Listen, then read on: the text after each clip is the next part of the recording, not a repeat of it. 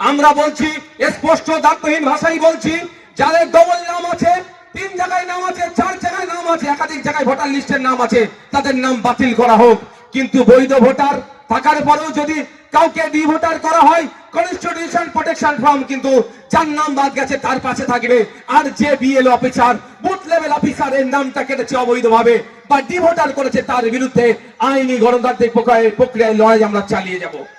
সুতরাং আমাদের ধর্ণামঞ্চ থেকে এই বার্তা যে এসআইআর নিয়ে যে ডি ভোটার করার চক্রান্ত কুচক্রী, সেটা বন্ধ করতে হবে।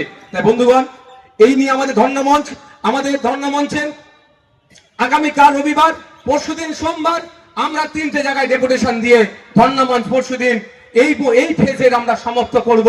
পরবর্তী ফেজের প্রয়োজন হলে হয় কলকাতা তো হতে পারে, রাজ্যের বিভিন্ন জায়গাতে আমরা এই ফোরামের পক্ষ থেকে ফেজ ওয়াইজ আমরা ধর্ণা চালাবো। তাই আমরা সোমবারে আমরা নির্বাচন কমিশনে কলকাতায়, ইলেকশন কমিশন অফ ইন্ডিয়ার যে অফিস কলকাতায় আছে, সিইও দপ্তর, সেখানে আমরা আমাদের মঞ্চের পক্ষ থেকে, ফোরামের পক্ষ থেকে আমরা ডেপুটেশন দেব আদার ব্যাকওয়ার্ড ক্লাস কমিশনের কাছে, ওবিসি সার্টিফিকেট নিয়ে, এসটিসি সার্টিফিকেট নিয়ে যে নোংরামি হচ্ছে তার জন্য। আর আমরা ডেপুটেশন দেব লেবার দপ্তরে, যে আমাদের পরিযায়ী শ্রমিকদের সুরক্ষার জন্য। ধন্যবাদ।